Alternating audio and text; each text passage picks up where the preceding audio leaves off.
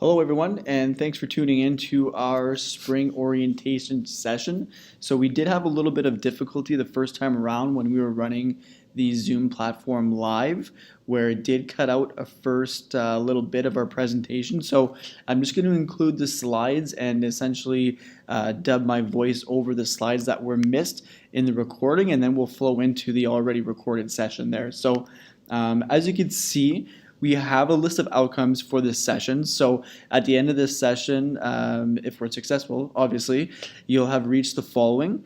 So before I continue with these, I would just like to let you know that my colleague, Patrick Lafontaine, is the host for this session, and I'm also accompanied by two academic advisors, Megan Harper, as well as Mary Lohr, so they'll be supporting some of the questions that we were asked during the chat when we were running the Zoom platform live. So we're going to go through all these points through the presentation, and the first being the difference between degree combinations. So there are the 3-year and the 4-year degree, and often in university we talk about majors and minors. So we're going to let you know what the combinations are with respect to your degree choice. By the end of the session, you'll be able to calculate the number of credits required for your program. So we're going to kind of use an example of a course code in order to let you know what those codes mean, and also continue on with the number of maximum credits for your respective program. Now, this kind of flows into the degree combination module that we'll see in a little bit.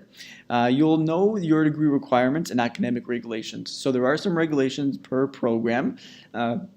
For example, if you're following a social work program, you'll have to complete your core courses with a minimum of 60% in order to continue. And we'll show you where to find those requirements there and regulations. They're all posted on our website, and they're always updated as per the program and what the changes are reflecting in the program over year to year. So we'll map that out for you as well.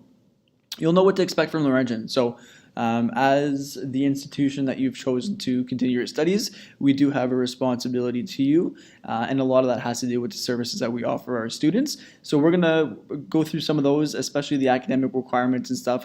We'll cover all of that stuff with the support of our academic advisors a little bit later on. You'll know where to find relevant information and resources. So again, maybe kind of looping back to the degree requirements and academic regulations, but you'll be able to find that stuff. We're also going to identify the roles of the Center for Academic Excellence. So the session is being put on by the Center for Academic Excellence and myself, Jason Scott Benoit. I work in the Transition and Engagement office within the CAE, and the academic advisors that are here with me also work under that department. So essentially we're the Department for Academic Support here at the university, and we'll let you know what all the roles and services are a little bit later on. And then finally, you'll be familiar with some of the services that are offered to Laurentian students, and just know that as distance education students, you still have the option there to pursue these services even if you aren't studying on campus physically. So next we're going to go on to understanding course codes and credits. So we have an example here of Chemistry 1006 ELL02. So you can tell here on this chart we've broken down each section of this course code to identify a little bit more in detail what these numbers and letters mean for you. So the very first one there, you'll have Chemistry 1006. So CHMI is the subject. In this case here, chemistry. And for the most part, we've kind of abbreviated the subject to make this course code. So you'll have, usually it's pretty self-explanatory which subject it is as per course code. So for example, communication studies will be CST. So going forward, you'll know that. And when you're registering for courses, you actually have to search per subject, so it'll make that search a lot easier going forward. The course number. So here we have 1006. So a few pieces here to note. The first digit indicates the course level. So in this example here, 1006 identifies this course as being a first year course. As we progress, you'll notice that there are second, third, and fourth year courses, and we'll speak to that a little bit later on, but essentially that's the case there. So if you're coming in as first year, just note that you're looking for the 1 at the beginning of the course number, and that will essentially help identify that course as being first year.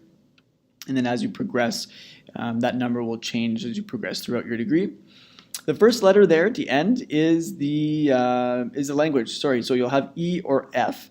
That will essentially highlight the language of instruction. So here at Laurentian University, we are officially bilingual institution, and we do offer courses in French and in English, both in the spring online and on campus.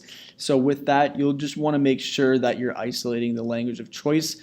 So if you are an English-speaking student, you can actually select to search for only English-speaking courses so that you're not accidentally registering for a French-speaking course in that registration process. So just be mindful of that.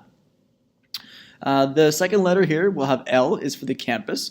So we used to, a few years back, Laurentian University had a satellite campus in Barrie, Ontario, running out of Georgian College. So there used to be a difference there between L and G. So L for being Laurentian, G for being Georgian College, but that no longer exists. So you shouldn't have any courses. There wouldn't be any courses in the registration process labeled with G, but we've kept the course code the same. So all the courses going forward will be labeled either EL or FL, depending on the language of study. The second L that you see here is for the lab. So if you're studying in the traditional sciences, or if you're taking a physics course, you will have a lab component. And for the most part, these lab components are offered on campus only. I believe there is a first-year science course that's offered online that has a video tutorial. So you want to check in for that. But this third letter here is for the most part only students who are studying on campus, and that essentially means that in this example you have your first year chemistry course, and this course is in fact a lab. So for every traditional science, for example your biology, your chemistry, you'll have a 3-hour lab component that will go with that course, and you'll have to register for that lab individually as well as the course individually to complete essentially the requirements of that course and ultimately the program. Next, you'll have the session number. So at the end, if you're studying on campus, this can range anywhere from 01 to 06. And what this really means is that we're offering more than one session for students who are either on campus or online. For the most part, you'll see 0 through 6 for on-campus courses. And it just means that maybe the classroom is a little bit smaller, so we're offering that same course multiple times at different times throughout the week to not only accommodate our students' schedule, but also to accommodate the space that we have in our classrooms. If you're studying online, you'll have either 10 or 12. So if your section number is 10, it means that the course is done through distance education. And there's also the number 12. So course code or finishing with a 12 means it's also online, but you'd likely be receiving a material package where less information would be on your student portal account, which we're using D2L, Desire to Learn. We'll speak about that a little bit later. But essentially, if it's finishing with a 12, you will have a course material sent to you via express mail from their Laurentian online office. So when we're understanding those course codes here, we kind of just label the fact that your courses that are 1,000 through 4,000 are at the undergraduate level, and any course with a 5,000 or 6,000 would be at the graduate level, so students who are pursuing a master's or a PhD program. Now, if you're at the undergraduate level, you wouldn't have the opportunity to sign up for any 5,000 or 6,000 level courses. Those are strictly for students who are pursuing that graduate program. So if you try to register for this course, you'll likely receive a conflicting message saying that you are just essentially you won't be able to register for that course. An upper year course for you students would be any course with a 2,000, 3,000, or 4,000 level course code.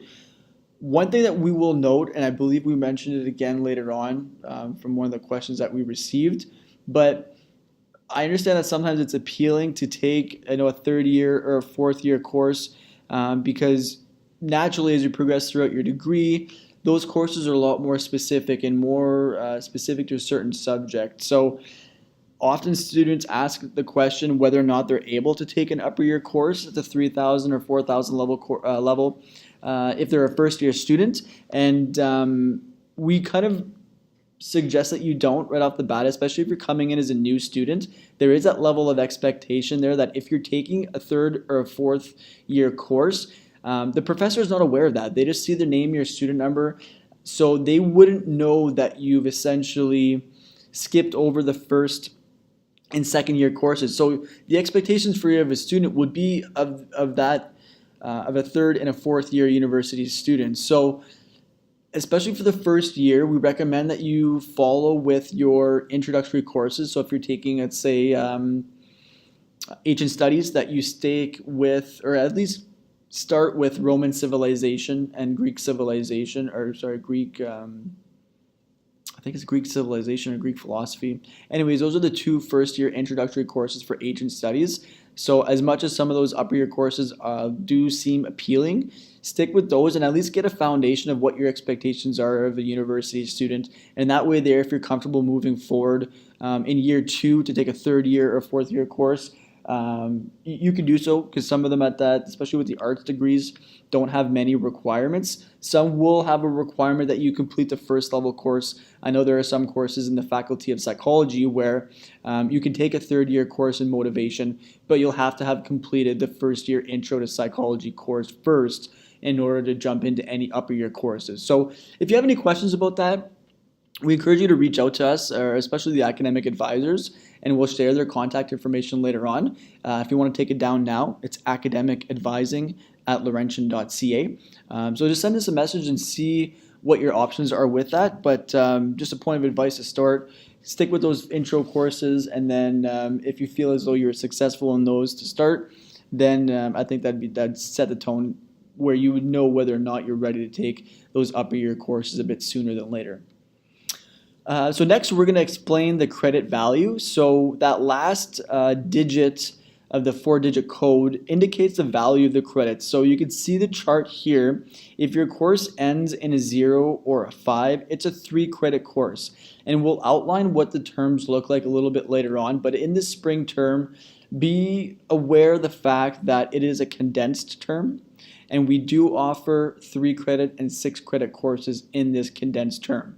Now, a course that has a 6-credit value will, in the traditional fall and winter terms, start in the fall at the beginning of September and end at the end of April at the end of the winter term. If you're taking this 6-credit course in the spring, instead of having 8 months to complete, you will only have about 12 weeks. The semester, the spring term starts on May 6th in 2019, and we'll go until the end of July, early August with the examination period there. So just be mindful of that. It is a condensed term, and you still have the same workload to complete with that 6-credit course. So it is pretty busy. You'll probably see yourself having more assignments on a weekly basis than you would normally. But if you are able to complete a 6-credit course in the spring, it does really help alleviate that course load in the fall or the winter term. So if you're able to do it where you can commit that much time, great. Just be mindful that it will be a lot of work, especially if you guys are studying for their first term in university.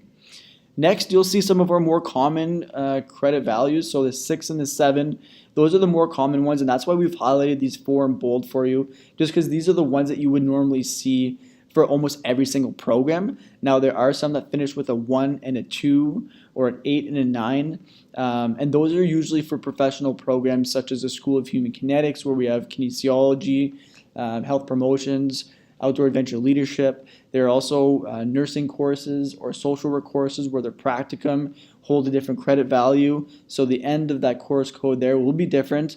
I don't anticipate you seeing any of these courses that finish in a 9 or 8 or a 1 and or a 2 in this upcoming spring term. But just be mindful as you progress through your degree. If you're wondering what that is, it's just a different credit value. But for the most part, you'll be seeing courses that finish in a 6 and a 7, and these mean that they're a 3-credit course. So over the length, let's say if we're talking the traditional term from the fall and the winter, a student who's studying full-time at 100% course load will have 15 credits in the fall and 15 credits in the winter. So that would essentially be 5 3-credit courses each term. And then in the spring, most students, I would say, would take 2 3-credit courses. That's probably the most common. Again, it is a little bit busier because you have about 4 weeks less than you would in the fall or in the winter term taking these courses in the spring. So just be mindful of that. I've taken 2 spring courses myself in the past, and juggling that with your social life, maybe your family life. Especially myself, I had a full-time job where I was working 40 hours a week, and it was busy. It was very time-consuming. I had to really have a lot of discipline in myself in order to complete these courses on time and abide by the respected deadlines of the course.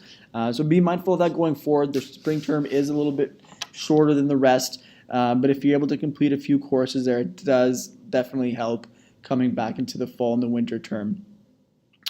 Okay, so we're going to move on to degree module combinations. Now this one here is going to essentially outline what your options are for a 3 and a 4 year degree. So often in university we talk about majors and minors, and that's a very common thing where most students would complete one or the other or both or a double major. This page here essentially outlines the value there of what a major is, what a specialization, minor, and the concentration. So you can see there in brackets at the end, a specialization would be for a 4 year degree only, and depending on the program would be 54 to 60 credits. So then, at a 3 credit value each, that's about 20 courses. If you're taking a major, it's 42 credits in a specific area. A minor would be 24 in a specific area of study, and then your concentration is only applicable to a 3 year degree and would be 36 credits. So one thing to touch on too, you don't have to specifically land on 42 credits to have your major. If you have 45 or 48 or 51, that would still be your major. You don't have to hit exactly 42 credits. And as we go through these options, you'll note there what your limitations are going forward. So for the first example, we'll have your 3 year degree combination where a student is pursuing only a concentration. So an example I can think of here would be gerontology. A student completing a 3 year degree in gerontology online or on campus would have their concentration in gerontology, and the rest of their credits would be done across all disciplines based on the student's interest, with those elective courses totaling 90 credits. So going back to the full-time status, if a student is completing 30 credits a year, that would be the 3 year degree. If they're doing a 4 year degree, essentially you add on that extra year, that extra 30 credits for a total of 120. Be mindful of the fact that if you're taking less courses each term, that length of time there would probably increase, where if you're taking a part-time course load, for a 3 year degree, if you're going to abide by that part-time regulation where you're taking maybe 2 or 3 courses per term, that 3 year degree would take you a little bit longer to complete. And our academic advisors can support you there to let you know what the availability is from year to year and let you know how you can plan your courses and credits accordingly. The next option we have is a student who's completing a concentration and a minor. So in this option here, the student pursuing a 3 year degree would essentially have 2 subjects declared. Let's say, again, using the example of gerontology, they may have gerontology there as their concentration, and then having a minor there, let's say in religious studies, or you can go off the board and cross a faculty and take a minor in accounting, let's say.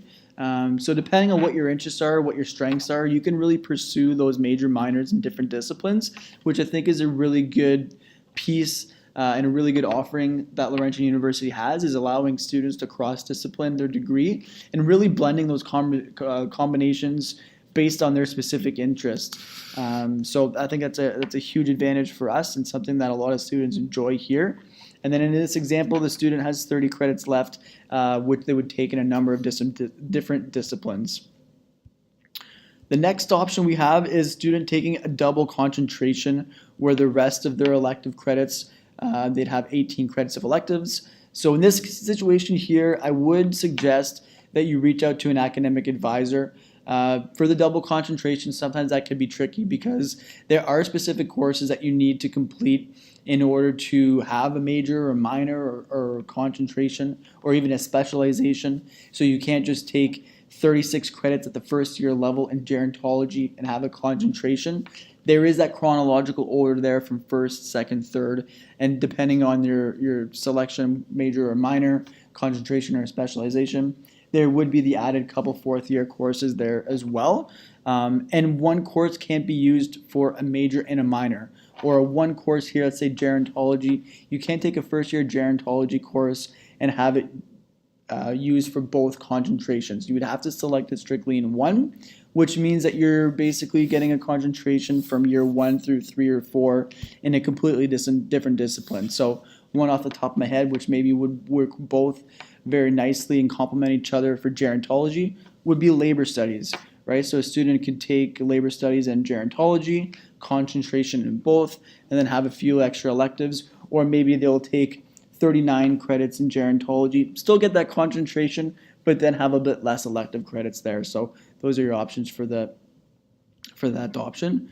And then I believe finally we'll have a double minor and electives to fill up the schedule there for a total of 90 credits. So again, in this example, the student is choosing 2 subjects to pursue and then having a little bit more heavy choices there with respect to the electives there. So essentially just broadening the scope where they're touching on a lot of different courses, not necessarily those 2 specific subjects within those minors. Next, we will go to the 4-year degree options. And I think for the most part, that's where a lot of students there are pursuing that 4-year degree. So just know that your options are a little bit more in the 4-year degree, just because you have that extra year, that extra 30 credits there, to play with. So in this option, this is actually the degree structure that I chose and that I completed with myself. I studied communication studies. And then the rest of my electives were taken from a number of different disciplines, business, music, history, cinema. So I really kind of followed my interest there and picked at courses that I really enjoyed. And because I had my specialization in communication studies already with the 60 credits, I was able to play around in different disciplines there and just complete courses that didn't touch on my subject, which allowed me to break away from my area of study, which I thought was really good, and then allowed me to take courses in a number of different disciplines across the university. I took courses in human kinetics, outdoor physical education. I took courses like risk management, screenwriting, soundtrack, and film. So it allowed me to break away from my traditional area of study, meet new people, and kind of capitalize on those interests there at the university level. Next, we have this option here, which sees a student completing a specialization and a major with a few elective courses left over for a total of 120 credits. So in this example, I would recommend, I will always recommend that you communicate with an academic advisor, but in this situation specifically, just because you don't want to run into any conflicts of interest in your schedule. So if there are certain courses that are mandatory for your for your major in history, you want to make sure that they're not being repeated for your specialization in communication studies, let's say. So there are some options there, and with the platform that you're using to register for courses, it'll be really easy to kind of identify what courses those are and what's available to you at any given term. So I believe this is where we left off, where the recording will begin. So I'll leave it off to that, and I'd like to thank my colleague, Patrick Lafontaine, and the academic advisors here, my colleagues at the Center for Academic Excellence, Mary Lohr and Megan Harper. So we're going to go back into the recorded video to complete the session. So I thank you very much for your patience, and if you have any questions, you can address those to orientation@laurentian.ca, and the rest of this session here will have a lot of information. So please bear with me and enjoy the rest of the content. Thanks. So the next option we have here for your 4-year degree combination is more of your traditional style, where you have double major and then a bulk of 36 elective credits, again for a total of 120. So in this case here, you'd be studying kind of a major subject with 2 specific subjects. The next option would be a major and a minor, and this would probably be the more traditional option where most university students would pursue. You can see there you have a lot of elective credits in this option here. So in the next one, you'll notice how we kind of change that up a bit to offer, 3 potential subjects under one degree structure, where you'll see a student having a major, 2 minor subjects, and then taking the rest of their electives across the board in a number of different subjects, again with a total of 120 credits. So those are essentially the ways that you can diversify your degree, we'll say. And again, when you're looking at mapping this out, never a bad idea to reach out to us at the Center for Academic Excellence and get a little bit of that support. Our website does a very good job of showing you the list of courses across all programs. So if you already have an idea of the subjects you want to study, you can actually check Laurentian.ca, and under the undergraduate programs, view program by program to see what courses are actually being offered in that degree, to give you guys an idea of whether or not you'd be interested in taking some of those courses. So again, finding yourself at Laurentian.ca, you can find the program regulations for each specific program. And this is something that we strongly recommend that you do before you get started with course registration, to give you an idea of what programs offer the minor, the major, the specialization. There are very few programs that don't allow you to pursue those options. So being mindful of that before you get started is definitely a wise thing to do. And as I mentioned, every program under the section for undergraduate programs will highlight that very, very clear. If you continue to scroll down the list, you'll notice all the options available to you. And essentially, as I mentioned before, in order to declare a minor in a specific subject, there are specific courses you need to register for. And all those courses there will be highlighted very clear so that you know as each year progresses which courses you need to register for in order to successfully complete those combinations.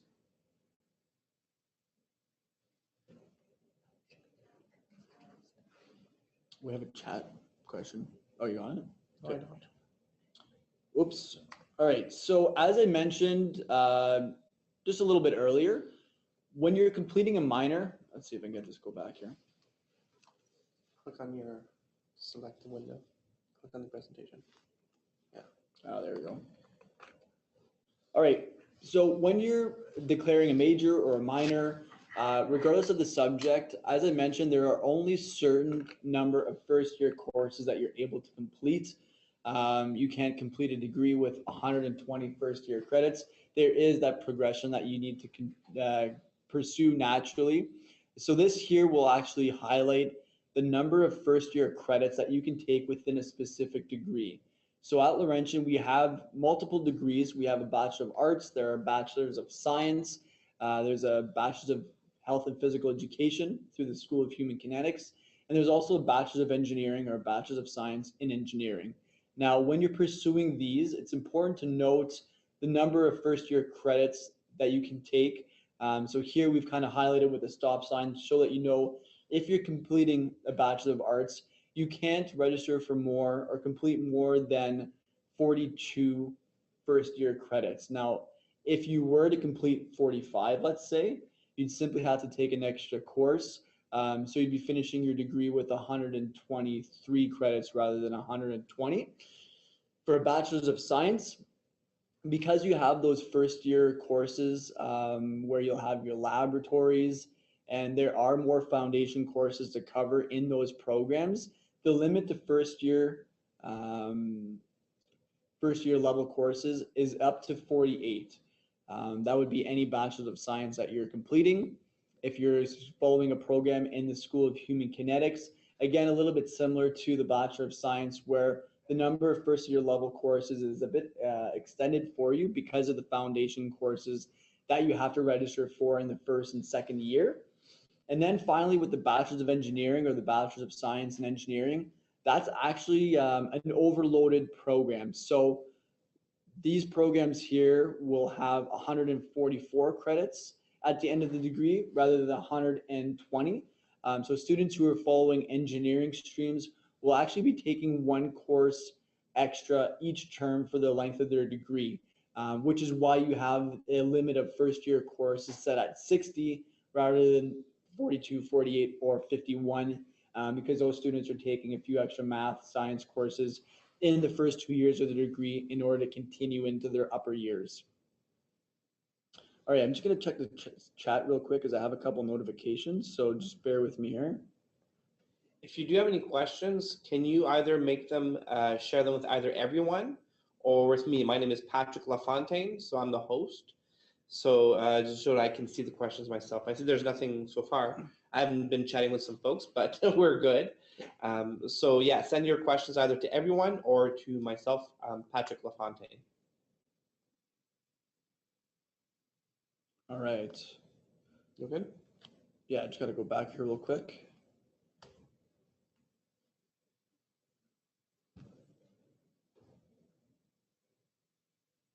Says it's fine. What are you trying to do? I just want to go back.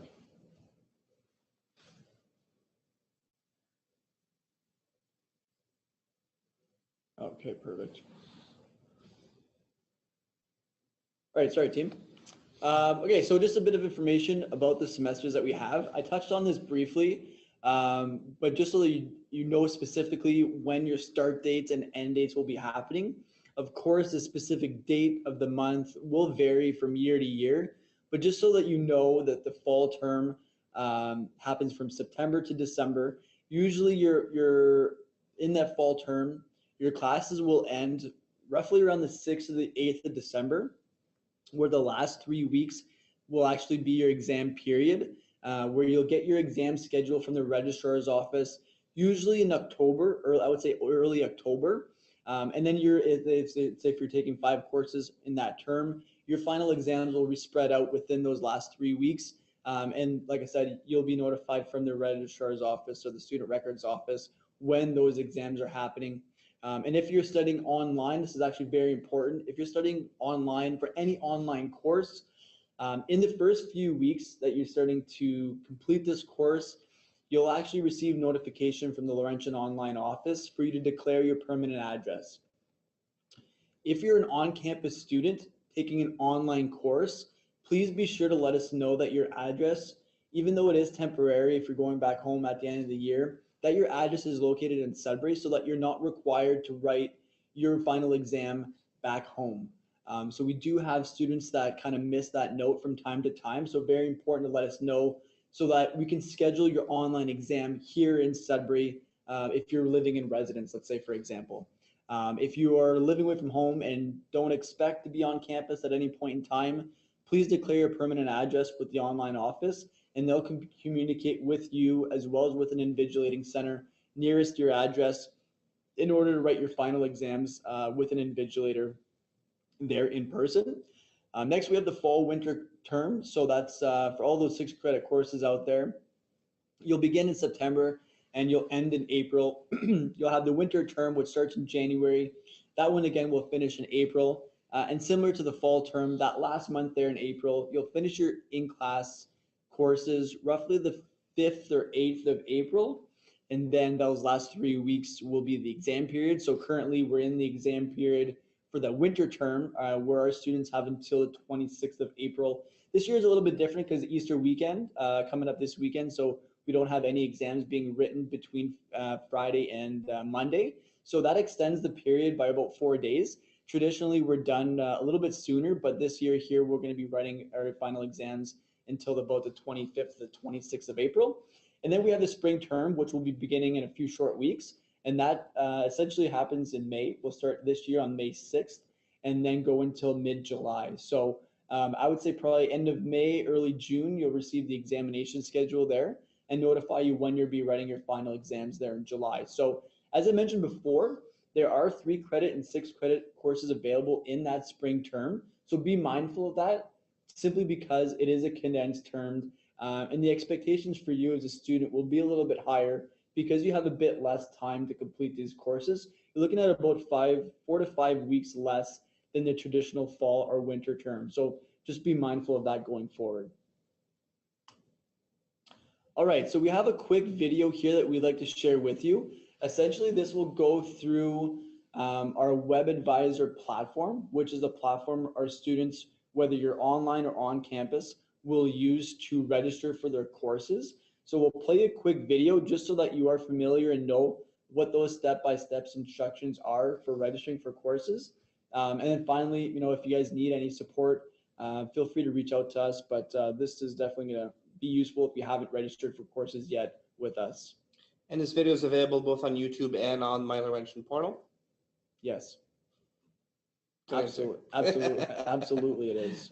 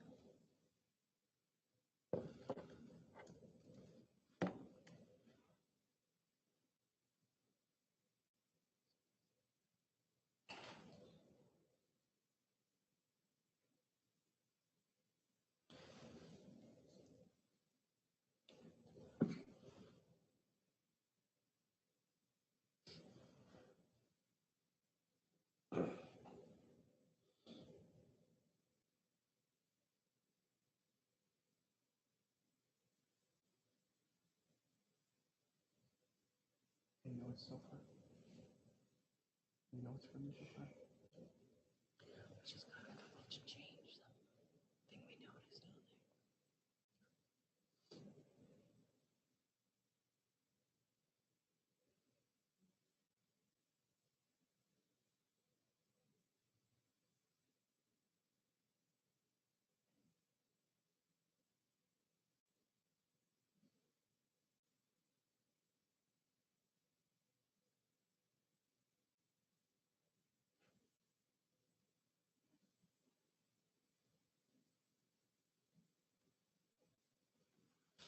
All right, so I hope all of you found that video helpful. And as I mentioned before, if you do need any additional support when registering for these courses, don't hesitate to reach out to us.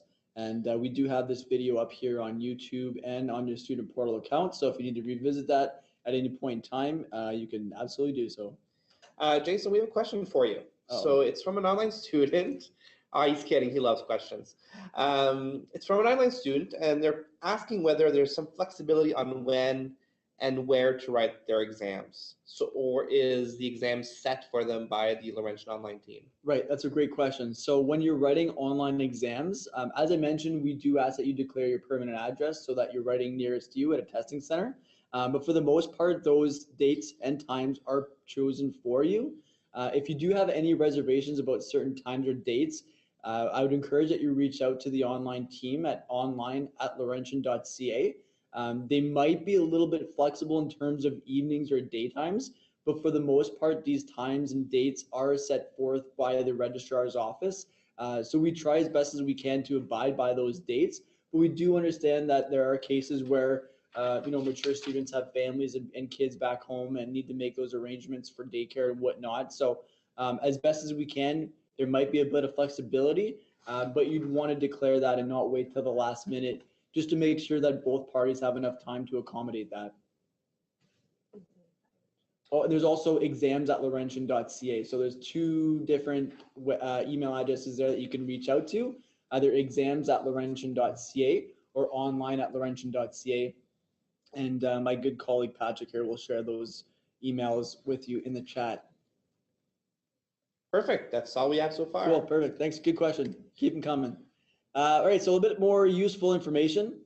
So these are the important dates, and these are very clearly stated, not only in your Laurentian portal account, but also on the Laurentian website.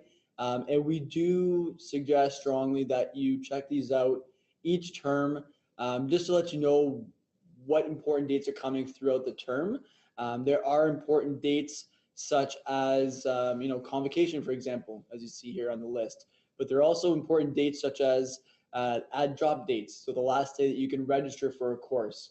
You wouldn't want to miss those dates. After that time there, you're unable to register for courses for the rest of that respected term. For the most part, that add drop window is about a week and a half into the course. So if you're starting in the fall term on a Wednesday, you'll have until the following Friday, for the most part, in order to add or drop courses. And then there are also dates throughout the term, each term, where you can drop a course with less and less penalty and more reimbursement on your fees. So I'm just trying to look to see if there is one here on the slideshow.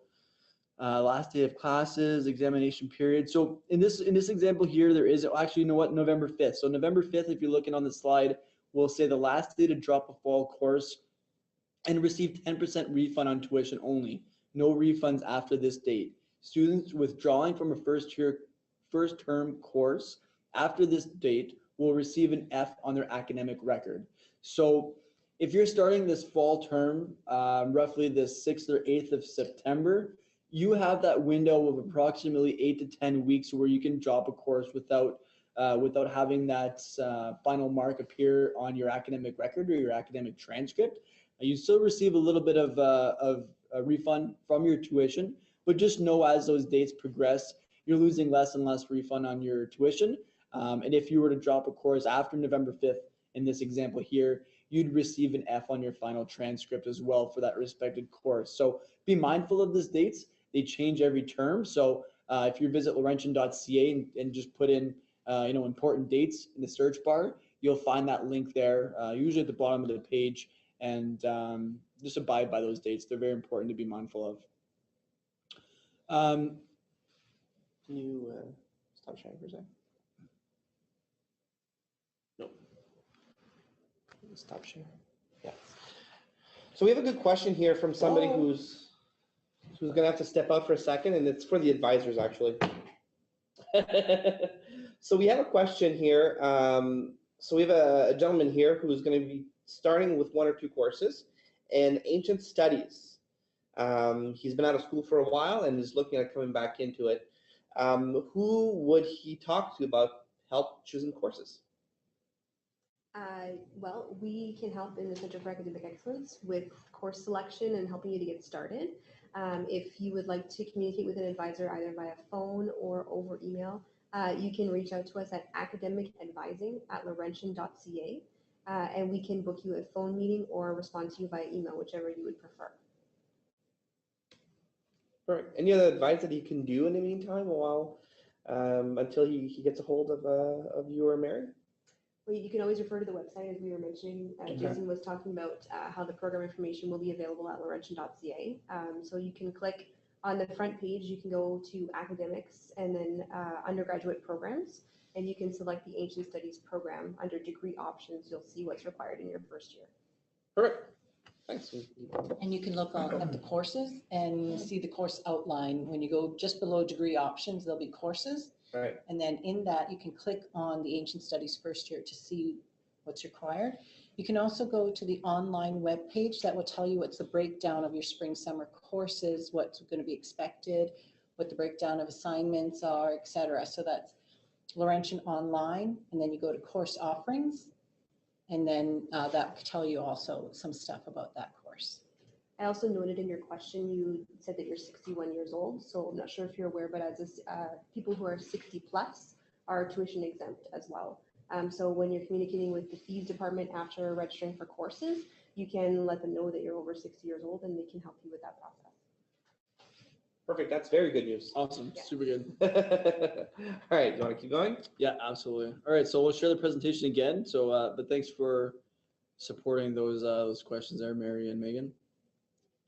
All right.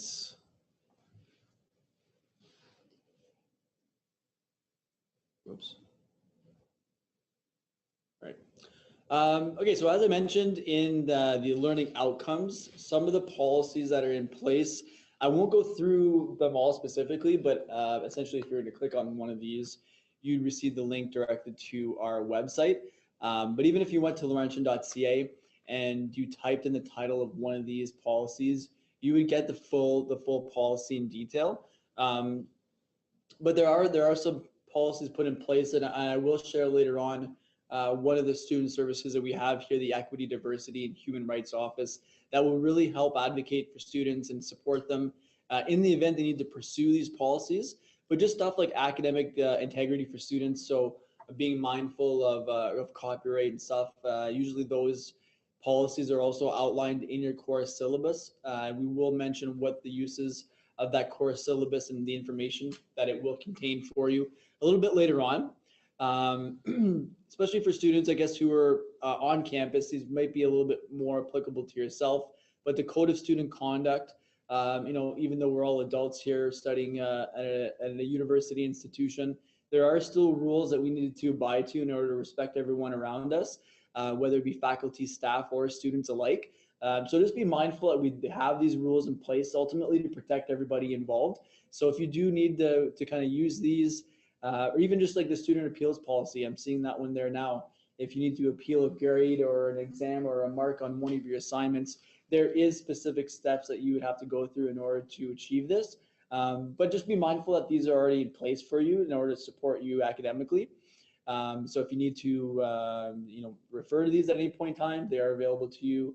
And if you do need support, we will share the contact or the appropriate contact that you'd want to reach out to in order to make sure that you're kind of crossing your T's and dotting your I's when pushing forward on these policies. Can we ask a question? Can we ask a question? Yeah, we can ask a question. We You have a question? have a question. Oh, we have a question. And we have a question. I represent the collective we of right, everybody who's the attending. editorial we. Got it. The question is that tuition for spring courses are due May 6th. Is there any flexibility in regards to that date for paying the tuition? It's May 10th today? Okay, so you said There's May your 6th. flexibility. You got 4 days. You said May 6th. We've added 4 days to that because it's actually May 10th. So the question is there any flexibility in paying those fees? Anybody want to answer that? Yeah, I could answer that briefly. First and foremost, it'd be more so a question for our fees office. You could reach them at fees@laurentian.ca. I know they do have payment plans available for students, and they would also recommend that you apply for bursaries and scholarships, as well as maybe looking into the new OSAP plan for post-secondary students as well. So there are a number of different avenues available financially to support you. Here in an academic support service, we deal more with those kinds of inquiries, I guess. But if you reach out to the fees office, our helpful staff there will let you know what kind of plans they could put you on or what kind of support are available to you. We understand that there's students coming out of high school, there's mature students, and there are a lot of funding opportunities for everybody involved. So just making your needs maybe clear in that first message, and know that you'll get support from the fees staff there to let you know what your options are going forward. I hope that answered. I hope that answers your question. But we're not really experts in the fees office. Maybe Patrick a little bit more so than us. But you did a fantastic job. I think Jason did a perfect answer to that question nice. for you.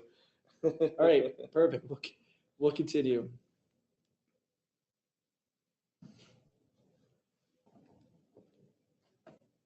Okay, perfect. So moving on, we have kind of what to expect at Laurentian. Expectations of your first week of class. Now this will be a little bit different during the spring term, especially because most of the course delivery for the spring term are available online. But we definitely encourage that you attend all of your classes. If you're studying on campus, attend those first week classes, and obviously the rest of them as well. But in the first couple of days of your courses, regardless of the semester, this is where you'll start receiving a lot of important information, such as your course outline or your course syllabus. And we encourage strongly that you go through this.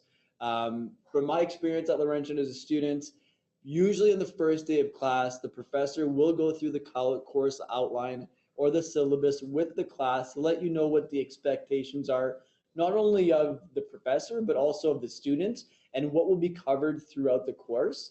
Most professors do a really good job of planning what the course will look like over the duration of the term, and almost kind of break it down week by week to let you know where you should be at and what chapters you should be covering, and also what the required materials are for you. So just because you're paying the fees for your course, it doesn't mean that your required materials are included. Now, there are some cases for online courses where you'll receive a material package that will include the readings and lectures that you're required to see or oversee in order to complete the course content successfully. But there are also courses that will require you to purchase additional materials, such as a textbook. And for the most part, they'll give you good directions on where to find those. So on campus, we do have a campus bookstore that's located on the second floor of the Parker building. All of our professors have to register the required materials with the bookstore to ensure that there is enough for every student studying in that respective class. And if you're studying online, there is also, you can purchase your books through our bookstore using the online platform as well. Or you can also use any other platform online, Amazon, Indigo. Just if you're using any source other than the Laurentian bookstore, we recommend strongly, very strongly, that you're taking note of the author, the edition of the book that you're purchasing, and making sure that really lines up with what's required for you from the course and your professor. It's tough to kind of follow through a course when you're using an edition that's 1 or 2 years older than what's required of you in the classroom. So just be mindful of that going forward. And if you do have any questions, your course outline will have the contact information for your professor. So don't be afraid to reach out to them if you do have questions about that or really about anything else in the course. I think a common misconception about university studies is that your professor is almost like a robot on the other side of the computer if you're studying online or in front of the classroom, and they're actually quite approachable. So don't be hesitant to kind of flex that resource and use them as an advantage to complete that course successfully. And just know that they are quite supportive of you in your courses as a student. They've all been students here before at some point or another. Maybe not all at Laurentian, but they've gone through the process and can definitely support you along your own journey. If you're studying on campus, this would be super, super, super important to get your student card. So your student card, we can actually, we facilitated that a little bit recently where you can upload your photo through your student account and actually request that it get printed for you before you arrive on campus so that when you do arrive, all that is ready waiting for you. If you're an online student and would like a copy of your student card, similar to an on-campus student, you could upload your own photo using your student portal account and actually just request it be sent to your home address. That's something we could do. Though the uses for your student card as an online student aren't nearly as much as what it would be for your on-campus student. For example, if you're studying on campus, your student card is required when you're writing final exams. So we'll actually have an iPad in the gym where we'll swipe your student card in order to ensure that you're present for your exam. And we'll talk a little bit more later on about what all those uses are for your student card, but definitely the first week of school is something that we strongly recommend you do. Make sure you cheese real good for the camera there, because that first year student card is nostalgic once you graduate after 4 or 5 years. I still have mine actually. It's pretty embarrassing. Not the best photo. All right. So we got a couple suggestions and then we'll break for a moment for a question. So know your way around campus. We're going to break down a little bit how to find your classrooms shortly, and that will really support your navigation across campus. It's always helpful to grab a campus map or print a copy of the campus map from our website, and even just a copy of your school schedule, your class schedule as well, and just navigate the grounds, walk around, check out where your classes are, find out where your labs are going to be. Get familiar with your surroundings before you start, especially in the fall, because there's a lot of students on campus in the fall, a lot of new students, a lot of first year students. So, often you can kind of see all those students with their head down, look at their calendar, their phones, trying to find their classrooms. So finding out where you're going to go on that first week before you start will definitely eliminate a lot of anxiety and a lot of nerves. So if you could do that a few weeks before, definitely recommended. Know your program advisor and Laurentian Online contact information. So the Laurentian Online office actually does a very good job of highlighting their contact information to you in their course material and via your D2L platform. We're going to talk about D2L in a short bit, but just know that their information, their contact information is there. So for example, when we're looking at flexibility of your exams, writing your exams at a different location, different time, different day, that's one thing you certainly want to communicate the online office to make sure that you've got all that stuff taken care of. And then even your program advisor. So every program at the university will have its own program advisor. Some of them will advise that you see an academic advisor here with us at the Center for Academic Excellence to support your course registration. But just being mindful of who those supports are in your program in here on campus through the CAE, definitely something that we encourage. And this doesn't necessarily have to be done specifically in the first week, but definitely in the first term, getting familiar with your surroundings will help support your journey for sure. Become familiar with the LU website. We've outlined some of that already for you, looking at the course options through the academic programs. Definitely something you'd want to be more familiar with, especially in your first year, just knowing what your interests are, what your passions are, and trying to map out at least one term ahead what courses you'll be taking. Your D2L account, that for the most part is very self-explanatory once you go through there once or twice, and we will highlight some of the important things to look for on D2L shortly. And then Web Advisor, we showed you a quick video already about how to register for your courses, but just being able to navigate that from the main menu and just being confident going forward. Even if you don't register for courses, you can just log in and play around, see how to access your T4 information, where to go for your class schedule, how to access your transcript.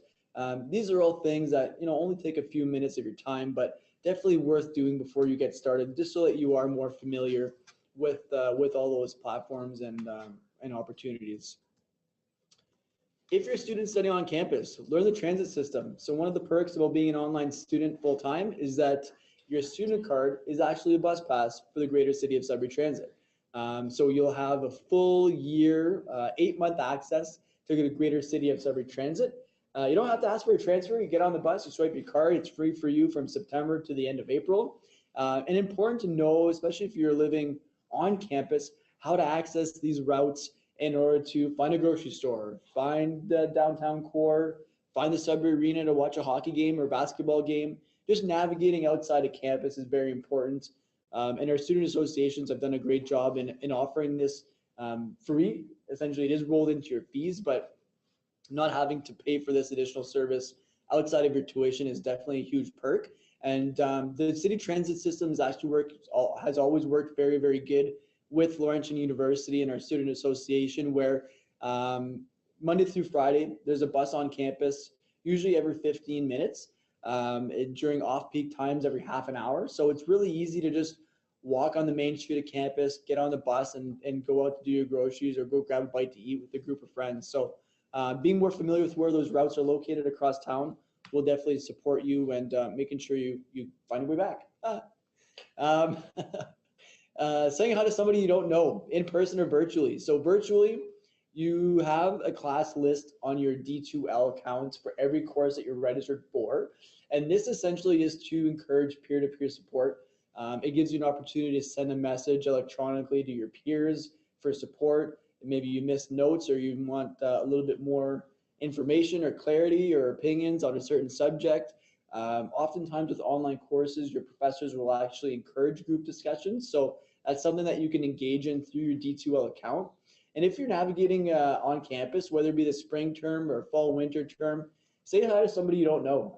I've met some of my best friends in classrooms, some of my elective classes, where I just sat down beside a random person, and Jacob Belcher ended up being a good friend of mine. So that's something that you can kind of, we pride ourselves on that a little bit more here at Laurentian, being a smaller campus and a small to medium-sized university. So that personability factor is definitely something that you'll see as you kind of progress through your time here at Laurentian. And definitely getting to know the people who work behind the services that are supporting you makes everybody a lot more approachable and your time here a lot more pleasant. So something that we certainly encourage you to do. Not everybody here wears name tags, but if you introduce yourself a couple of times, we're sure to remember your face at the very least. So something we encourage you to do just to make that environment a little bit more personal to you while you're here. Finally, check your emails. We can't stress that enough. All of our communications, whatever's happening on campus, whatever's happening with your exam schedule, ad drop days, workshops, academic workshops, guest lectures, all this information is communicated to you through your Laurentian email address. Laurentian has recently jumped on the Gmail bandwagon, so we're using that platform there. So if you have a personal Gmail account, you'll be familiar with that platform already, but you can actually visit gmail.com and enter your Laurentian email address in order to kind of flow into that format there, making everything a lot easier and a lot clearer to kind of view your appointments, your calendar, your drive, your Google Drive, which you'll have with this email address. So that gives you a bit of extra storage there. But make sure you check that regularly. I would say every day, couple days, just to make sure that you're not missing out on anything important. We have questions? No? Yes, we do. We have a lot of questions. Oh man, am I doing a good job or what? You're doing a fantastic job, but you're stimulating conversation. Perfect. Great. That's Okay, why we're so here, folks. we have one question here from a student. I can help if you're not sure. But we're asking about bursaries. This student is asking about how to apply for bursaries for the spring and when that comes around. And we also have a lot of other questions. This one particular student is a military veteran, is a francophone, and they're concerned about finances. Does anybody have any answers to that, or shall I? How about you start? Okay, I can do that for you. For the bursaries for the spring, the application will become available in mid to end May. You'll be getting an email from hub@laurentian.ca that gives you that information and those details on how to apply for your bursaries over the spring for the spring term. If you have any specific questions about exemptions or specific situations, I would recommend you send an email to hub@laurentian.ca, and they'll be able to help you out if it's not within the bursary application. So I would wait for the bursary application to come out, and then you'll see if there's any bursaries that don't accommodate you.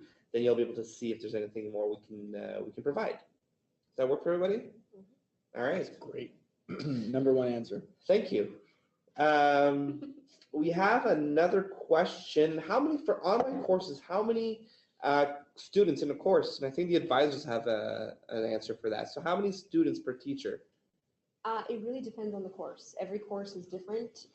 Every course would have a different capacity in the course. We have online courses that are open enrollment, so there is no limit on the number of students that are enrolled in those courses. We have some that are capped at 25. So the way to tell the enrollment would be when you go onto WebAdvisor to register for the courses, you would take a look. When you go to search, you on your results list, you'll see the section that comes available.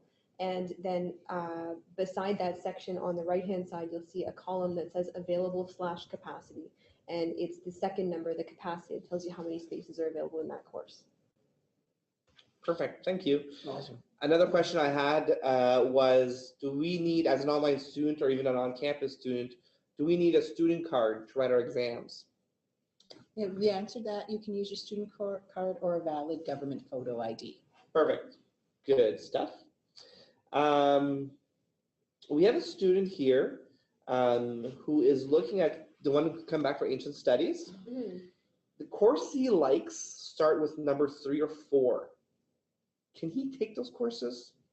Oh, that's always the way, because the courses that are at the 3rd and 4th year level they sound obviously so much more interesting. The reason for that is because as you progress through your program, you get to specialize more in certain areas that you enjoy. So I can relate a little. I had taken some ancient studies, classical studies courses during my undergraduate degree. They're a really nice complement to my history degree, which is what I ended up completing. So what I would recommend is always, especially if you're starting brand new at the university level, would be to start with your intro ancient studies courses, which is intro to Greek civilization, intro to Roman civilization, because those courses are going to give you a really good grounding in the subject area itself. They're going to provide you, we call them survey courses. They cover many, many different areas, from the culture of the day to the religion. Slow down a little bit. I'm sorry. We're just. They'll cover many different topics in that area, from religion to society to culture, the artifacts you would find from those ancient civilizations. So those courses are foundational to the study.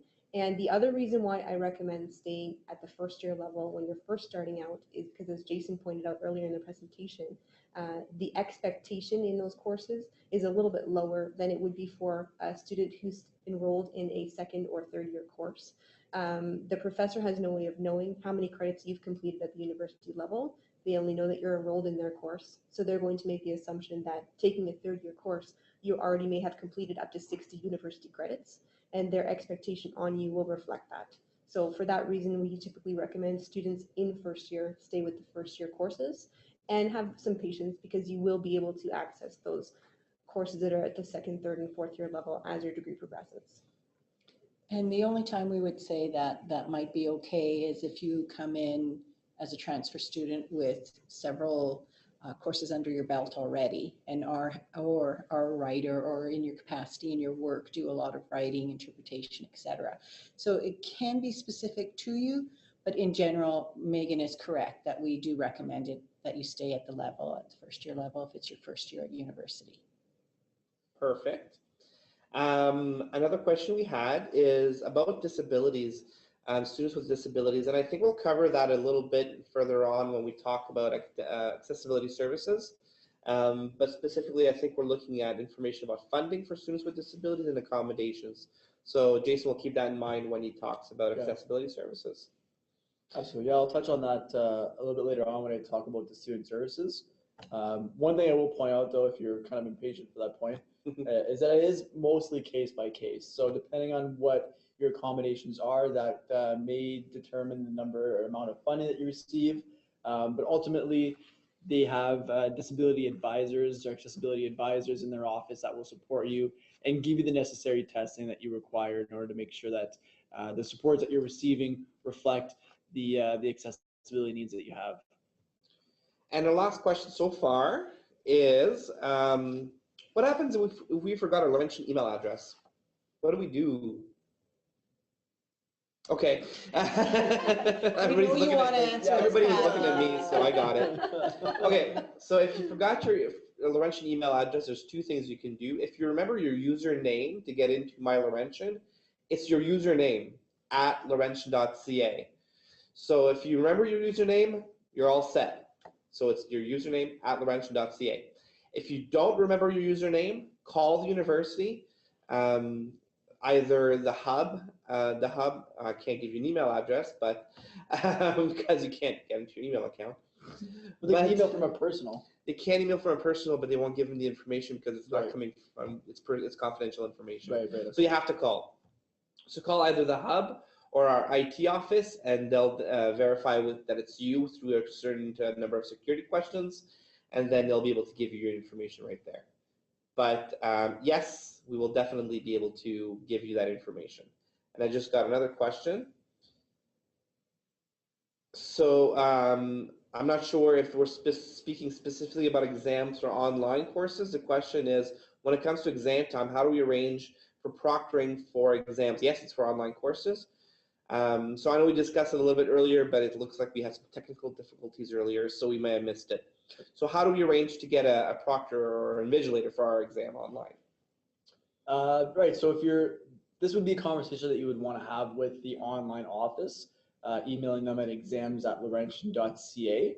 But if I'm not mistaken, an invigilator would have to be somebody who's not immediate family to you and over the age of 25. Again, confirm, and we could reconfirm with the online office, but essentially those would be the parameters. It's something that they'll guide you through as well, because Okay. in an online course, as part of your important dates that you'll find at the very beginning of your course package, it will tell you you must declare your exam location by a certain date. And so when you go on and you do that online through your portal, I believe, when you go online to your portal to declare your exam location, then if we already have many students writing in the area, for example, in Toronto, then we may already have an exam location identified, and we will arrange for the invigilator through U of T or one of the other universities or colleges in the area. So it really depends on where you are, but it all starts the process by declaring your exam location, and then the online department will guide you through the rest of the process. And if you do need an individual invigilator, the office online or exams at Laurentian you'll submit a form and they will approve, and it has to be an approved invigilator by the university. So you'll be working with the team at Laurentian Online very carefully to figure out who your invigilator will be. But just keep an eye on your email, because they will be sending you an email in the first few weeks of your course to start setting that up. So let's start that whole process with you. And as a note on, we've talked about the Gmail accounts quite a bit, but it would be very important from day one to begin using your Gmail account to communicate with all staff and faculty members at Laurentian University. It's better that way to email from our Gmail account than it is to use a personal email after you have accepted your offer of admission. And the reason for that is because a lot of our frontline departments, including registrar admissions, fees, and academic advising, we're on a centralized customer service system that recognizes you by the email that you use. So it will be linked to your student account when you email us directly from your Laurentian email. And then we'll have all of your notes for every interaction we have with you in one place. So we would request that if you are communicating with staff and faculty here, you would use your Laurentian email account to do so. And also that will ensure that it doesn't get filtered That's right. either. Yes, So absolutely. your message will definitely get across to the right person as well. Perfect. I see no further questions. I think we're good to keep going. All right, let's jump back into it. Morpheus. With Morpheus. All right, so what if I told you that email is still very important, talking about the Gmail platform? So this is one thing that we definitely want to highlight a little bit. It's just a note on email etiquette.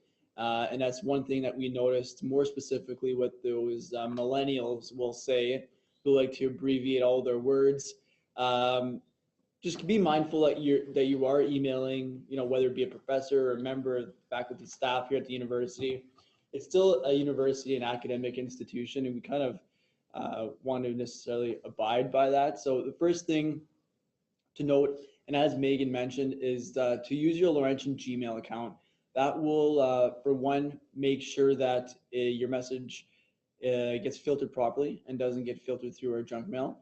It will also ensure that, as Megan mentioned, that all of your communications and interactions with us at the university are kept under your student portal account. So if the fees needs to refer to a message that was sent to the admissions office, they can do that themselves without kind of ping-ponging from department to department to get your story. And it also ensures who you are as a Laurentian student. So everybody's Laurentian email will be personal to yourself with that username that you've received at laurentian.ca. So if you forgot to put an email signature, which hopefully after this presentation you don't, but in the event that you do, we'll be able to find who you are just by looking at your Laurentian email address with that username. Try as best as you can not to leave the subject line blank. And this is maybe more specifically for your professors. There are some professors, especially at the first year level, that'll have up to 300 students in the classroom. So if you kind of think of it as everybody having a question and a professor receiving 300 emails in a week, if that professor gets an email without a subject line, it might get missed.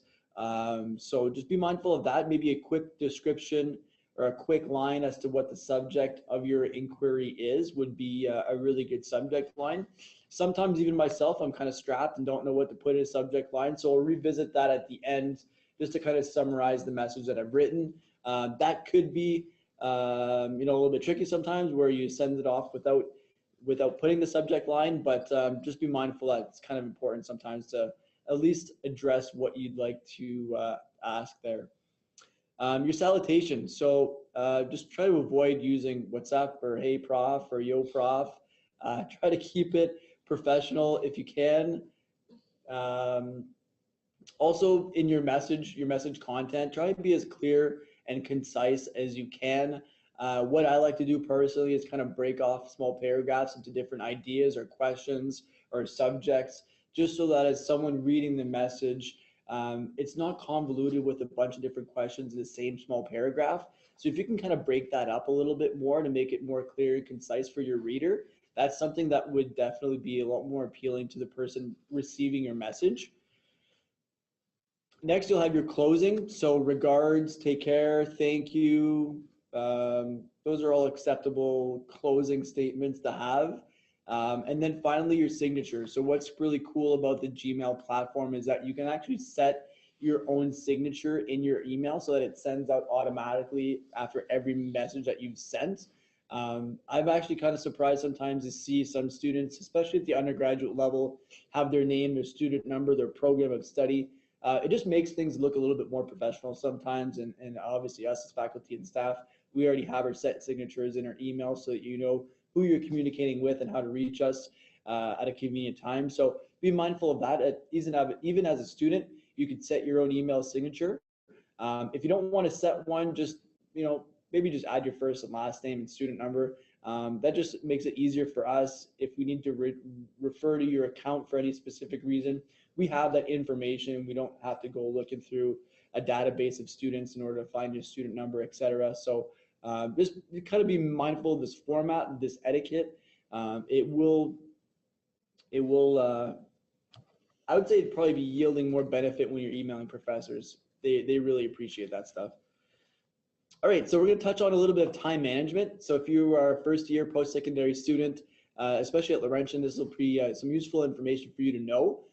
Just kind of setting that expectation for you as a university student. Again, maybe even more specifically in the spring term, just because of the shortness in term.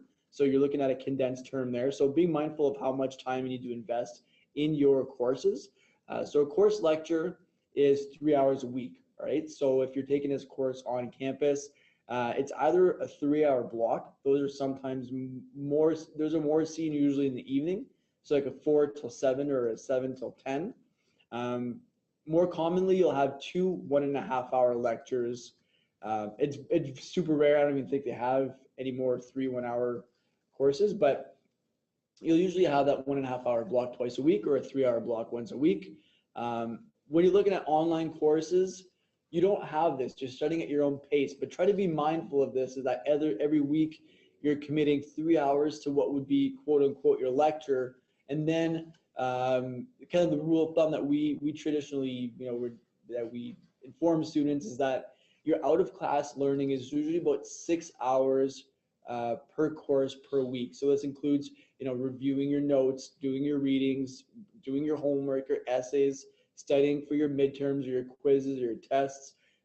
So that's about 9 hours a week per course. And when you're juggling 5 courses at a time, that can be a pretty heavy workload there. So just be mindful of that. And obviously week by week, it may change. You might not have any assignments on one week where at the end of the term during exams, you're a little bit more charged, where you have more work to submit. So it does vary a little bit there. Can I just interject? Yeah. So that those estimates would be on a 3-credit course. Correct. So yes. if you're taking a 6-credit course over the summer, you'd expect to double that. Yeah, especially over the spring term. Absolutely, for sure. So when you're looking at science courses, more specifically, the course lab is an additional 3 hours per week. And there are some courses, and off the top of my head, I'm thinking of first year physics, which has a tutorial, which can be between 1 and 3 hours a week. So for a student who's studying in the sciences, where you have that additional lab, so you'll do first year bio, you'll have your 3 hours a week, plus you have your bio lab, which again is 3 hours a week. So we're going to break it down a little bit more per degree, but just know that it takes a bit more time, a little bit more commitment for students of those programs. And rest assured that you'll have this information when you're registering for the courses. So we won't spring lab on you very last minute. You'll have already registered for this essentially before you begin your term. So here's an example of a student. Ryan is a BBA student who has a full course load, so 100% without labs. Ryan's in-class hours are 15 hours per week. He's taking 5 courses at 3 hours per course. So how many hours outside of the class learning should Ryan schedule each week? Jason, we're not all math whizzes here. That's okay. I got the answer for you right here. I think it's 27. What is 27? All right. So Ryan is a full-time online BBA student. Yeah. What was the answer? I don't know. I thought it was supposed to come up. It was on there. It would be 45 hours total, Right. between class and outside of class. Yeah. 6 hours per week on one course times 5 is 30, plus the 15 in class Oh my goodness. is 45. All right, so we broke it down real quick for you. If you guys want to fact check that, pull out a calculator. I'd be happy to stand corrected, but I'm pretty sure that Megan got it right there. Yeah, there's no answers in these. Okay, perfect. So next example number 2, maybe we should change that one up. Ryan is a full-time online BBA student, has 9 credit course, has a 9 credit course load. Okay, yeah, 3 courses. Online learning hours are 9 hours a week. What is the minimum number of additional hours of learning that Ryan should schedule each week? I keep looking at the camera like as if you guys can see me. They can. Really? Yeah. Oh, okay. 18 hours. So when you're adding those 18 hours with the 9 that's already shared, you're looking at 27. I think that's where I got 27 hours, was from that example. So if you're doing 3 courses in a term, you can expect about 27 hours a week. So that's almost like a full-time job. So the commitment there is, significantly high, and that would be kind of optimum. So, there is those times in flux where you'll be a little bit busier than others. There will be some weeks where you might not touch that 27 hours, but there will be some weeks, obviously, where you have to commit to a little bit more than that. So be mindful going forward. Time management example number 2, we've got Laura. Laura is an on-campus biology student. Hey, folks, pull out your calculators for this one. I will need your support. Laura is an on-campus biology student and has a full course load of 100% with 3 labs and 3 hours of tutorials. My colleagues are taking notes. This was a good start. So just be mindful that your labs are 3 hours apiece, right? So you have an additional 9 hours with your labs. You'll have 15 hours of class, plus you'll have 3 hours of tutorial each week. So that's 12 hours with your labs and your tutorials, plus 15 hours of class. So how many in-class hours must Laura attend each week? So we've got 12 plus 15, 27 hours. I got 27 hours. I did. Perfect. Yeah, Mary's throwing me off because she got a bigger number, but I got 27 hours in class. Okay. In class, Yes. yeah. In class, right. Now we're going to change it up. How many hours of There outside you go. This is you, Mary. of the Outside class learning should Laura schedule each week? So this one's a little bit different, obviously, with the labs and the tutorials and the additional class time there. So let's see This what one it has is. the answer, so we're gonna have to do the math. 48 hours. So 48 hours of out of class with the 27 hours of in class. So that's a huge commitment for a student. Right? Academic advisors. That seems high. That seems really high. Yeah, it does. Because it's 27 hours. But if you want to in class. succeed, this is the commitment you're going to have to put forward. Right? Straight A's. The general rule of thumb for Mhm. is 2 hours, at minimum 2 to 2.5 hours per in-class time. Okay. So if you're at 27, and the minimum would be 27 times 2, Mm-hmm. would be 54. I get a That is- higher That is number. a lot, yeah. Yeah, I But get you a can do higher it. number.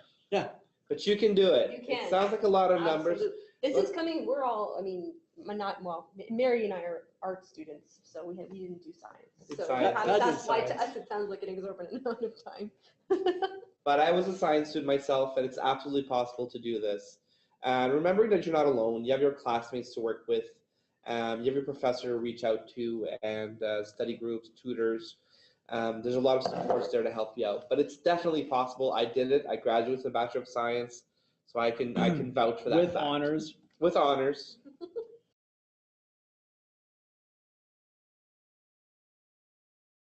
And one thing to be mindful of as well is a bit different than it was in a high school, where you're finally learning and kind of taking courses and subjects that you want to learn and you're more interested in. So, you know what they say, time flies when you're having fun, and usually you're having a bit more fun in university than you are in high school. So it'll fly by.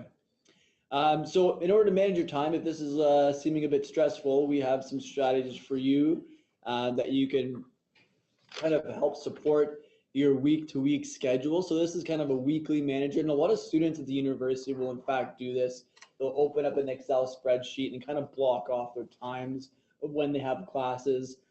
As an online student, it might be a bit more useful to do this as well, just to make sure that you know, you're setting time aside for your lessons, for your lectures, for your readings, and then again for your schoolwork and your homework and your studying. But also, and I don't think enough students do this, is put some downtime in your calendar as well. Give yourself 2 hours in the evening to watch Netflix.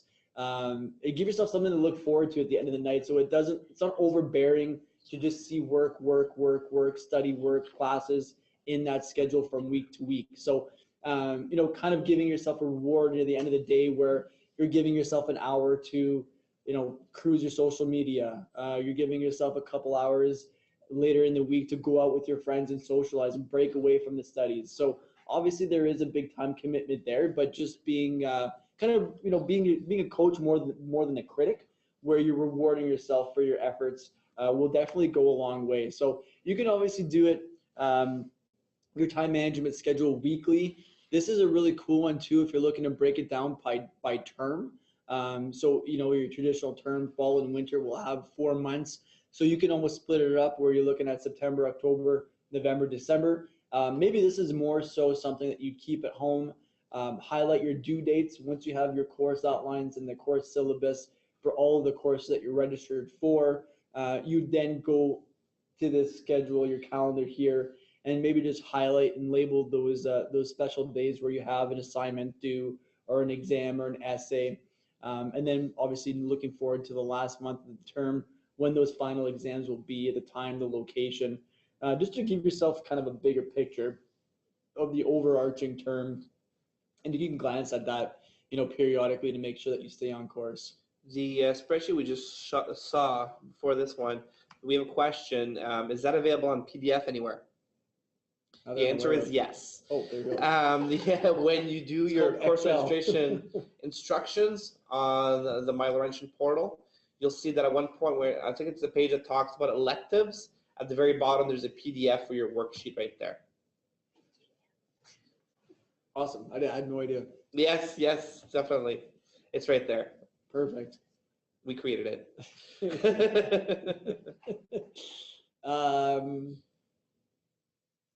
Perfect. All right. We don't have any more questions. Yeah, go. We're good. All right. So time management. So it's something that we just like to share with our students. You set a goal, you make a plan, you get to work, you stick to it, you reach a goal, then you're a happy person. So sometimes I know for myself, being more visual, that's something that I have to do in order to stay on course. I got my calendar, and I even got the physical calendar that I write hand notes with. So for me, that's what works. We're all beautiful, special little snowflakes, and not everything works the same as it does for everyone. So it might not be your best approach and what works for yourself, but we've got a list of time management apps and different programs that you can visit in order to keep you focused. I'm not sure exactly which one of these it is, but there is one. It might not even be on this list, but there is an app where it actually kind of not necessarily close, but limit your access to social media while you're studying. I'm not sure exactly which one that is, but there are some really cool ones like that.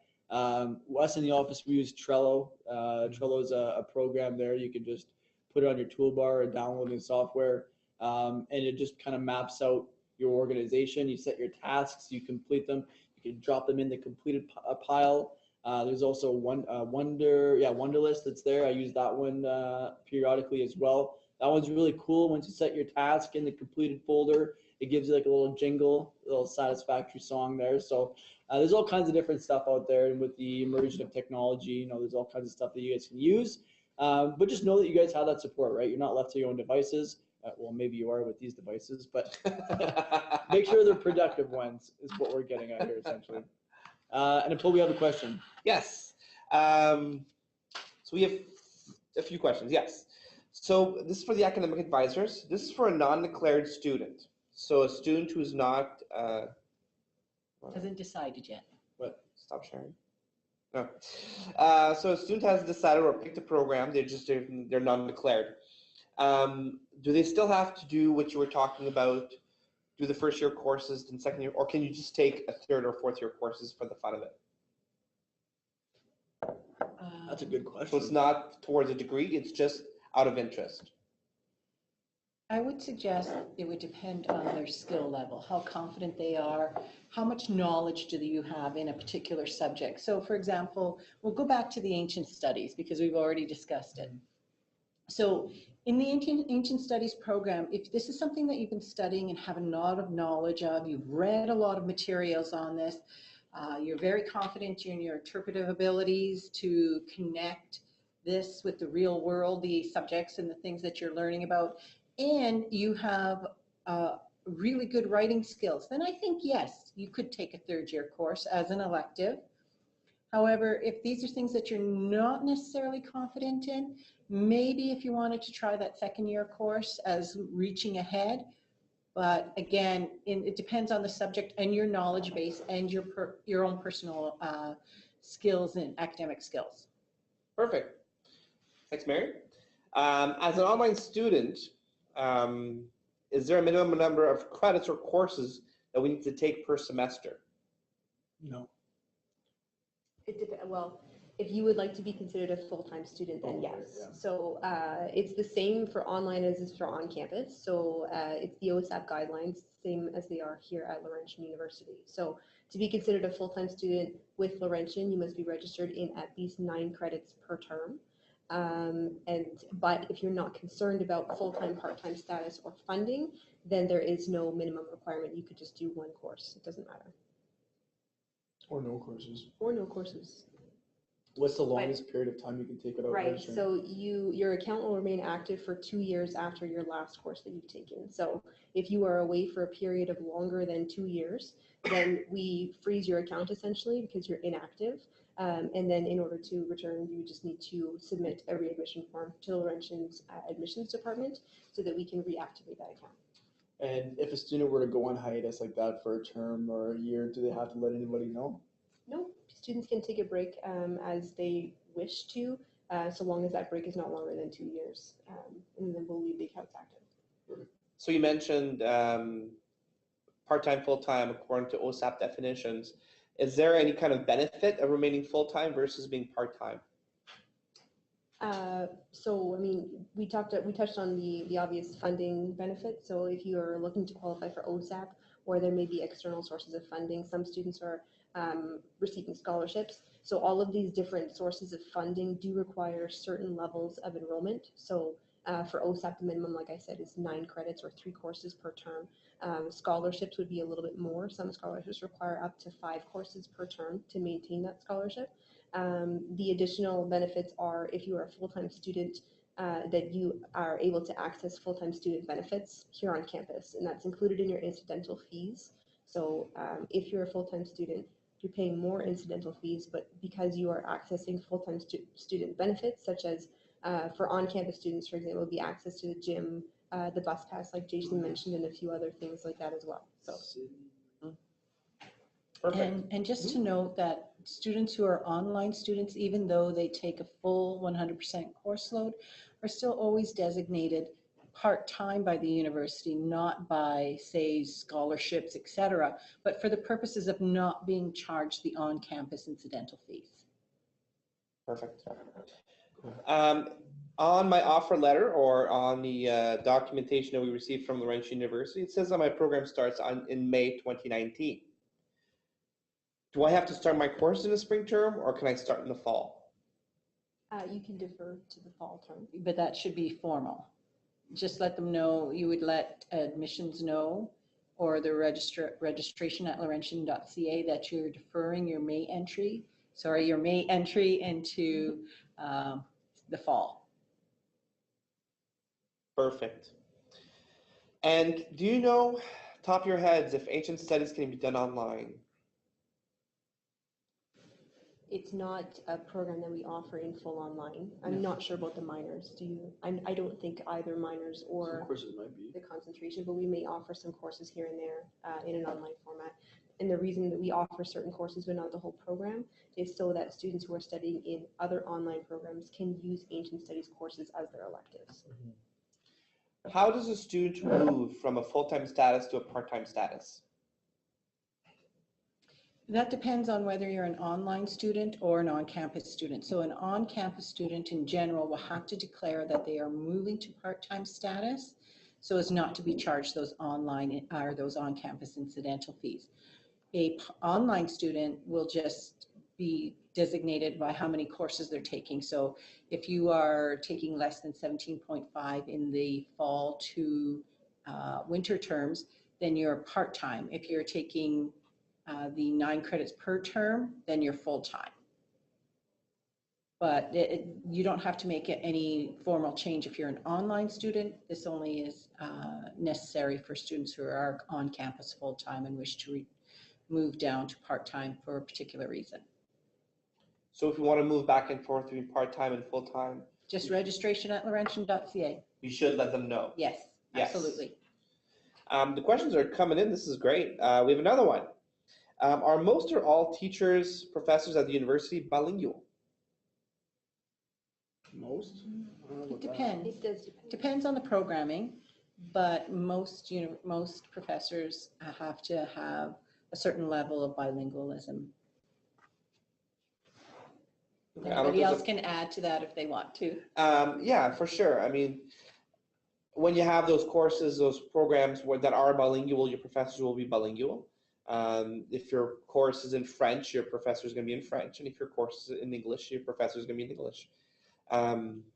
But all staff at Laurentian, well, most front staff at Laurentian will be bilingual. So if you go to the hub, if you go to computer services, if you go to the Center for Academic Excellence, you can get your services in French or in English. But your professors, it depends on the course. But you'll be able to understand them whatever course language you're taking them in. That make sense? Mhm. Perfect. Do you have to identify yourself as French to take the course in French? Absolutely not. You No, just take the course yeah, you that has can- that F code in the course code. So when Jason was going through the meaning of a course code, there was a language component. If it was E or F, just take a course in F, and you're taking that course in French now. And you can also tell easily if the course is in French because the title on WebAdvisor, the blue title that's clickable, will be in the French language as well.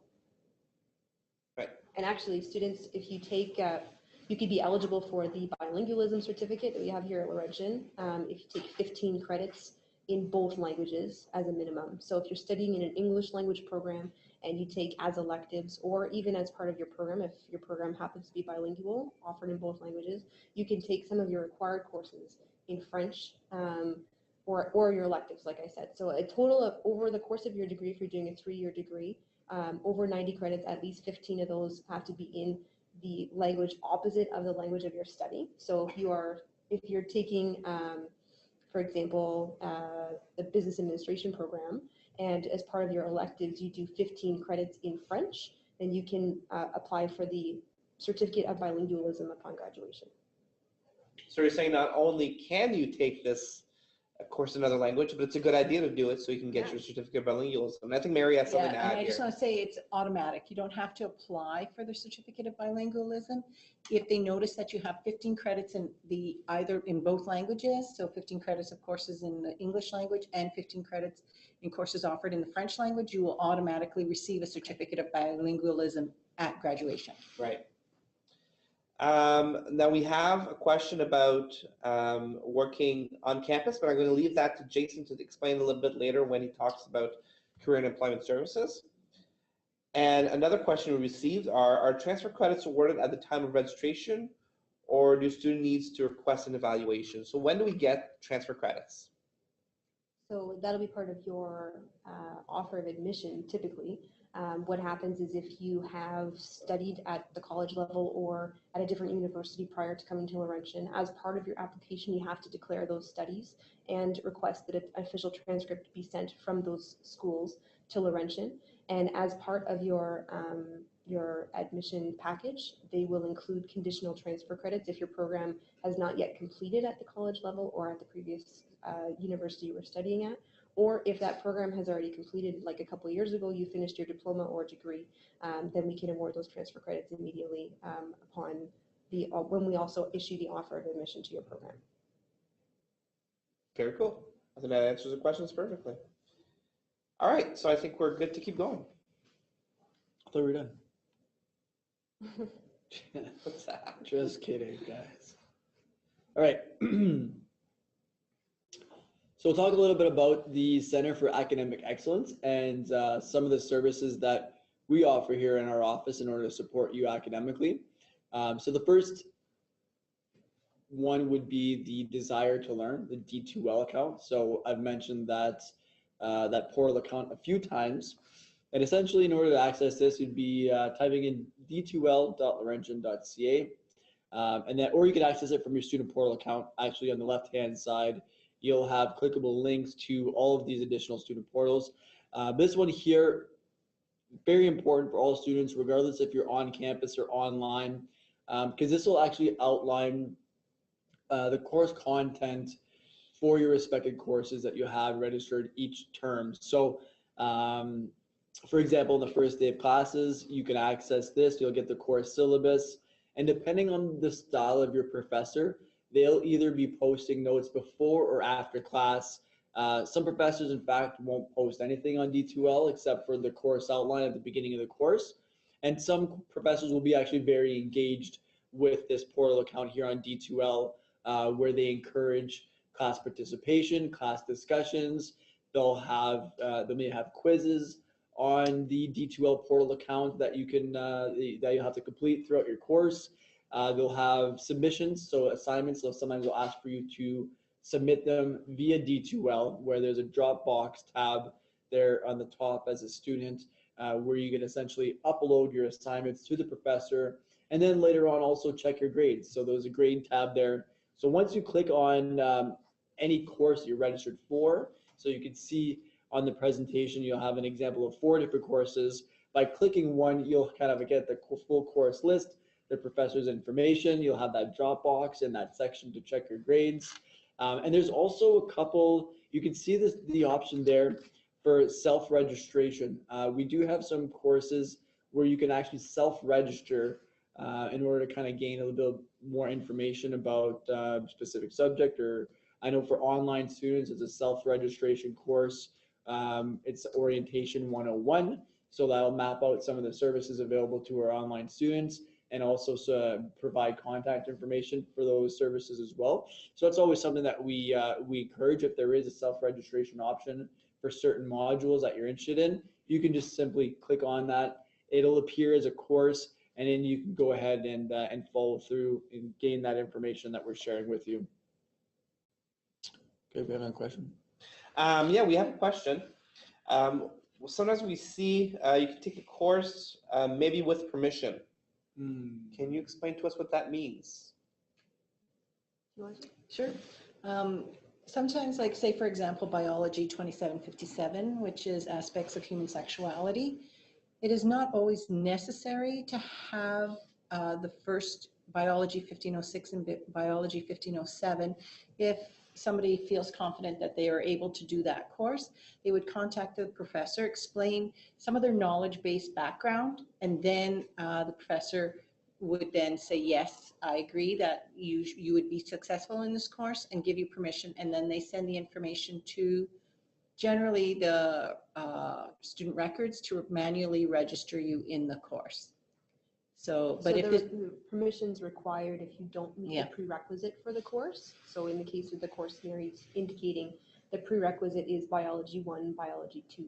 If you don't have those courses but would still like to take the biology 2757 course, then it says or permission of the instructor. So then you would email the instructor. There are some other courses though that are at the 4th year level. For example, they're a 4th year seminar course that require permission of the instructor to participate in those courses. And the reason for that is because those courses are closed to students who are in that program, and it's a very small seminar course. So it's not open to everyone. So they close the course and request students ask to be enrolled in those courses. So the professor can basically filter out students who are not part of that program. So specifically, this is about the Indigenous Social Work 3305. I don't know if that rings a bell. Yeah, and in that one, it's because the social work 3305 is only open to students who are generally in the social work program. So sometimes a student who's in the social work program may need to reach ahead because they double up on courses, because they came in as a transfer student, et cetera, and they still want to graduate in a timely fashion. And they may allow them to do that along with their 2315. So, but it isn't open to, say, a student who is in sociology and wants to take that social work course. It's only open by permission to students already in the social work program in that specific case. So let's say we are in the Indigenous Social Work program. What is the process to challenge a 3rd-year field placement? There's a I'm glad you know what that means, because I have no idea what that means. That's a formal process, and you can contact Frida Recollet, and that would be FRECOLLET@Laurentian.ca to request the process and the contact information for the person you'll be working with. Perfect. That's all we have. Oh yeah, we have one. Can I use an iPad for quizzes? I think so. I'm not sure how you would. Usually quizzes are on You paper. might be talking about the D2L quizzes. For D2L quizzes. So I don't know the answer. You could access Can D2L on an you iPad. access through a mobile? I don't know. I think that's an IT question, and I think would so, too. ask that question at it@laurentian.ca to confirm that, so to make sure that you're not attempting the quiz and then not being able to submit and then Then not, you'd lose your attempt. you'd lose your attempt. Right, Yeah. yeah. Yeah, that's a good question, actually. It's a very good question, and I'm actually going to let you continue, and I'm going to text somebody from IT, see if we can get an answer before. before we're done. So I'll leave you to Yeah, perfect. Okay, I'll get back to that slideshow presentation here promptly. it. All right, so your course syllabus. So what is your well, we already talked a little bit about what your course syllabus is, but I'll tell you what it's not. It's not a silly bus. It's hard to say that one with a straight face sometimes. But just a little bit of classic humor for you guys. You know, if it's getting dull out there, we'll just laugh it up a little bit. All right, so it's not a silly bus. It's not a school bus full of monkeys. It's a document that you'll receive on the first day of class. If you're taking a course online, it'll be posted there either a day or two before you start your course. If it's not there before you start your course, please do not be alarmed. It'll be there on the first day or maybe the second day at the very latest. For example, there are some classes, let's say if you're taking a course Tuesdays and Thursdays and your start date is on a Wednesday, well, you won't have that first class until Thursday. So that's why we strongly recommend that you attend all of your classes on the first week, because every first day of class, you'll receive a new course outline or a class syllabus. Now you can't say Now it. I can't say it. That's why the joke is not funny for me. The syllabus, and essentially it'll just map out all the important information for that course. So what it'll have, the information that you'll receive on it, you'll have the contact information for your professor, email, telephone extension, if they have one. Sometimes our online instructors won't have a physical office on campus, so you'll just have their email address. Any course that you're taking on campus, your professor on campus will have, it's actually mandated by the university to offer 3 hours of office hours a week, where they're in their office, open door policy for the most part. If you can't make it, it's if there's a conflict where you have another course during that time, refer to the contact information for your professor and make an appointment at a different time, one that's more convenient for both parties. As I mentioned before, the class outline will have essentially the required materials of your course. So if there's any required textbooks, it will sometimes outline, week by week what chapters you'll be covering in that course. It will certainly outline when your assignments are due. So that's a big one there, knowing when your assignments are due. It won't post the date of your final exam, because that's a message that you receive from the registrar's office midterm, like halfway through your term. But your important deadlines for submission of assignments will be on there as well. Any kind of policies on academic dishonesty will be posted there as well. And any information that your professor feels is important for you to know as you complete the course. And in order to complete the course successfully, you'll have that on your class syllabus. What should you note and keep track of? Essentially everything in that document. If there's anything there that you are unsure of, any information that you feel is lacking, that you need or require in order to ensure your success, just approach the professor. Sometimes a little bit easier on campus because they're right there in your classroom. You can see them before or after class. If that's not the case for you, if you're studying online, send them a message, send them an email. They're usually pretty good and quick to get back to you. And they'll be more than happy to share any information that you feel is missing from that course syllabus. There it is again. There it is again. That silly bus. All right, so here's a quick little diagram that we have here, a little comic strip that we have brought to you by phdcomics.com. So essentially, it's just like the professor with a number of different students who are just always asking, what did we have in class last week? What's the homework policy? What are your office hours? How will my grades be computed? It's all in the syllabus. So refer to that before you ask any questions. I mean, there's no such thing as a dumb question or a stupid question, but a lot of times that information can be found in the course outline there. And rest assured that you will be receiving that on the first day of class. So refer to that. And if there's anything in there that you aren't sure of or can't find, then refer back to your professor and they'll be happy to help support you in your questions with that. Academic advising. So seeing as how we have a couple of academic advisors here in the room, I don't know if you guys are comfortable and happy to share this information. Mary's the expert on the presentation. Mary, if you want, I can go through it. No, you can go ahead and go Yep, through it. perfect, cool. And if there's anything that I missed, feel Yeah, free we'll to jump in. feel free to jump in and add that information. So what do academic advisors do? One thing that I will highlight before we get started on this conversation is the academic advisors are available to you even if you are an online student off campus. They're very flexible in making appointments via Skype or Google Hangouts or email or telephone.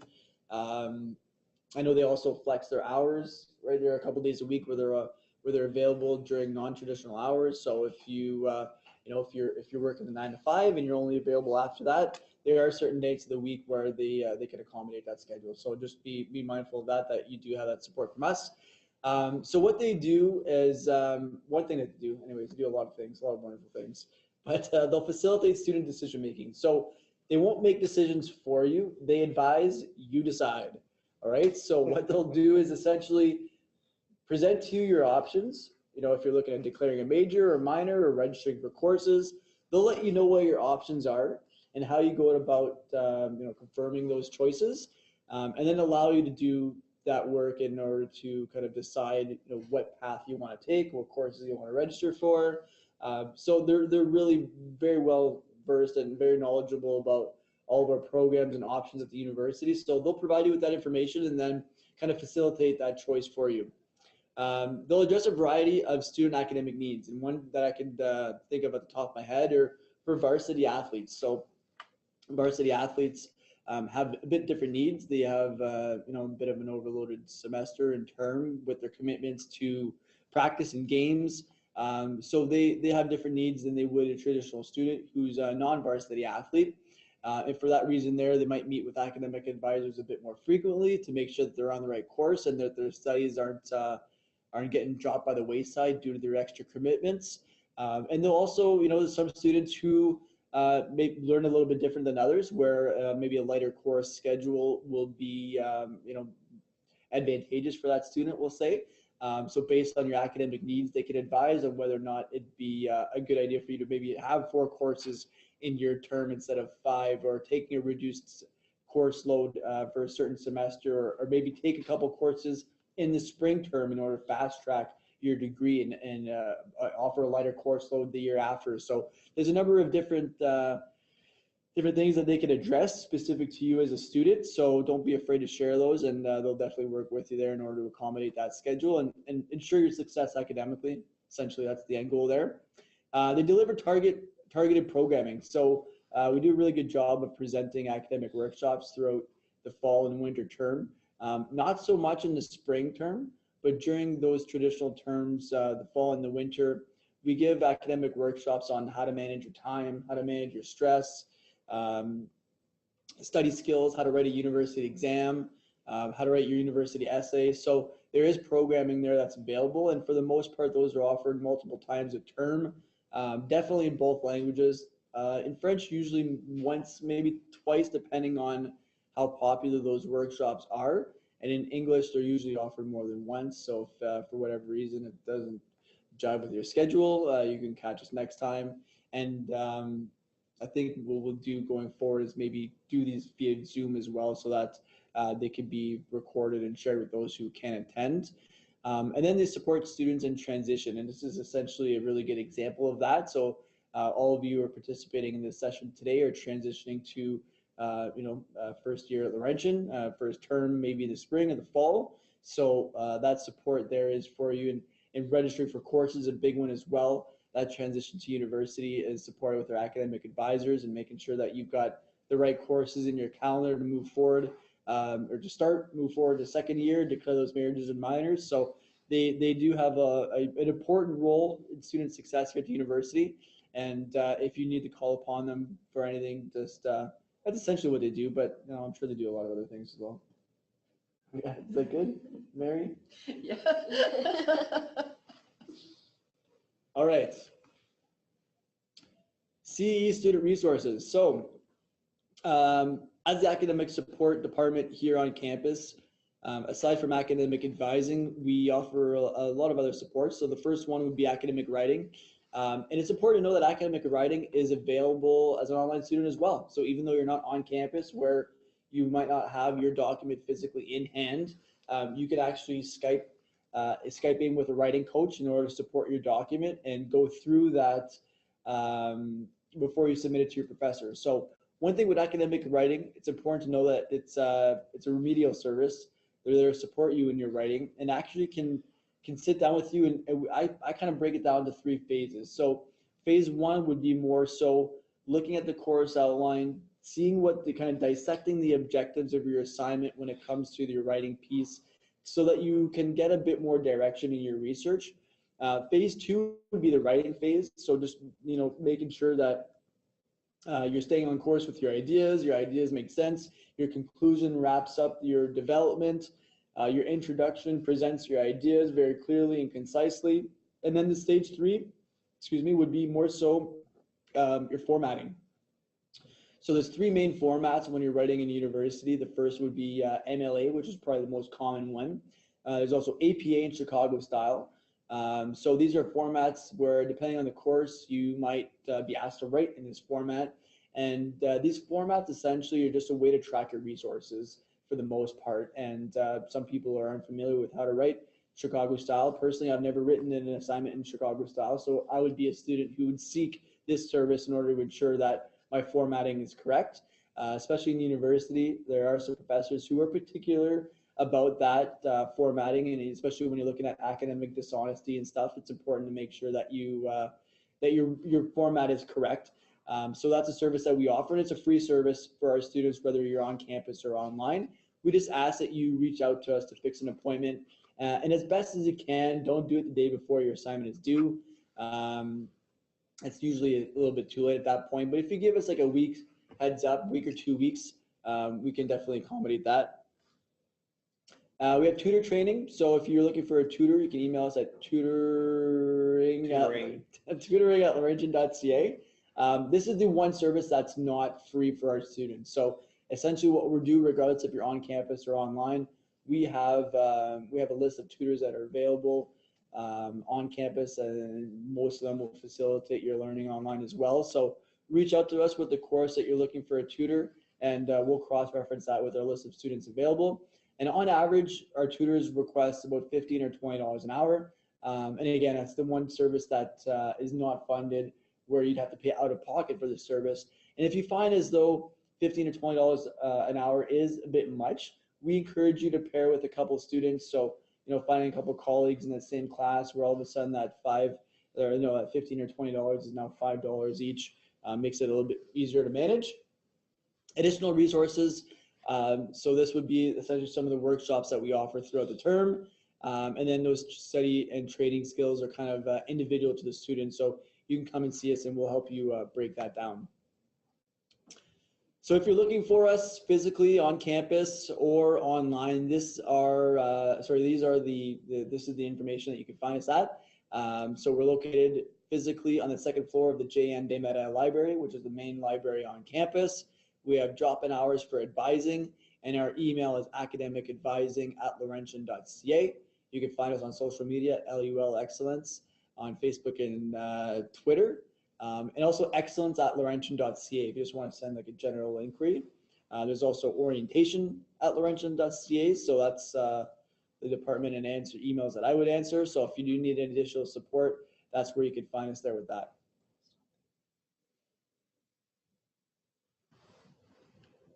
Perfect. I don't know if you have any questions remaining. We have questions. Maybe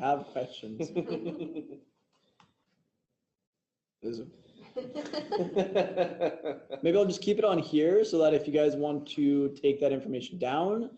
I've already shared that information. Oh, okay, cool. Take off to share. One question we have, it's from a social work student, but I think this works for all kinds of programs. Can I use an older version of a textbook in my class? So specifically, can I have a 3rd edition instead of the 4th edition for this course? Right, that's a good question. If you're planning on using an old edition, I would reach out to the professor and make sure that the information is still current. I remember taking a first-year accounting class, and I was using a textbook that was 2 editions older than the one presented in class. And essentially in that example there for me, my chapter 6 was their chapter 3. So I had to go through the book in order to find the appropriate chapters. So for me, it worked, but I did make sure that I got it approved by the professor, and the professor gave me the green light on that. So I went forward. But yeah, definitely reach out to the prof. They might have used that textbook in the past, so they will be able to advise. But before you do, just check in with them. Yeah, really good tip. Another question is, what is the registration deadline? For which Does term? anybody know this? I'm assuming for the spring. So for spring, what is the registration deadline? The last day to register for spring classes is May the 10th. Courses do begin on May 6th, so you want to obviously register sooner the better. But the reason we extend it into the first week of term is so that students can make changes within that first week if the course did not meet their expectations, or any other variety of reasons, or students are registering late. Another question we had was, can I get a job on campus? Yeah, absolutely, you can. So we have a lot of employment opportunities on campus during the summer months, during the fall, during the winter term as well. So we do have our career and employment office. They're located on the second floor of the Parker building, so just down the hall from our bookstore. So essentially there you could actually go in there with your resume in hand, a resume cover letter. They'll help you spruce it up a little bit if you feel like it needs a bit of fine tuning. But what they're really good at as well, especially for on-campus employment opportunities, is that they tend to tailor those a bit more specifically with your interests. So let's say for a student who's studying in the School of Human Kinetics, or you are very physically active, you might be on a varsity team, they might place you in the gym or in the recreation facility, where that would be your part-time employment. They're also really good at limiting your amount of employment and your hours of employment throughout the term. So as a student, we understand that obviously it's important to make money in order to finance your lives, essentially. But your main goal here is to study and be successful in university. So they're really good at managing your hours. I mean, if you are a student who's able to take on a bit more than 10 hours a week, you can accommodate that as long as your academics aren't suffering from the overloaded hours of work. And also with respect to assignments and stuff. So let's say if you have an exam or a midterm assignment on Friday and you're supposed to work Wednesday and Thursday, you can let your employer know that you do have an assignment or a midterm coming up that week. And essentially they'll kind of let you know to focus on your studies and come back the week after. They're very, very flexible around that, knowing that primarily you're a student here on campus and academics is the first and foremost important thing. So just let them know what you're interested in. They'll be more than happy to accommodate that and find you a place on campus. Do any of you know, have you ever heard of an opportunity for a student to work from home? Basically an online student getting a job with the university to work from home. I personally have never heard of that. Doesn't mean it doesn't exist though. Mm-hmm. So I personally suggest that you reach out to either your professors or the Employment and Career Center to see if they have anything. I don't know if Megan has anything. Well, like something that comes to mind immediately would be to be a research assistant for a professor. I did that. I've done that before from home.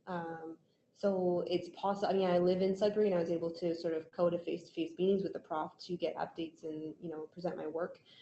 So that might be an option. But as far as working for one of our on-campus services departments, it's probably less likely. But like Kat said, there's no harm in reaching out to request information from the employment office or from your professors or the department that you're studying with. Totally agree. We're reaching 4 o'clock, so we're reaching the end of our time together now. I think I might have time for one more question if somebody sneaks it in there before the last second. Otherwise, if you do have any more questions, we gave you a number of different email addresses, academic advising, but one that we didn't share with you is orientation. So I'm going to write that down right now. So if you ever have any questions about anything about starting at Laurentian University, feel free to email us at orientation@laurentian.ca, and chances are Jason's going to be the one answering your questions on that one. He's the one who's in charge of that email account pretty much. I'd be more than happy to support any question that you have. And if you want me to say silly bus one more time. You know what? Just You give me a say call. that, but we had some comments saying that was pretty funny. Oh, good. I'm glad. That's awesome. So thank you very much, everybody. And we will be sharing this presentation with everybody. Yep. We've got a couple of email addresses that I was asked by chat to email specifically to them. So we'll do that as well. Very cool. And if you have any questions, orientation@laurentian.ca. Otherwise, we'll see you in May. And good luck in your studies. Absolutely. Have fun.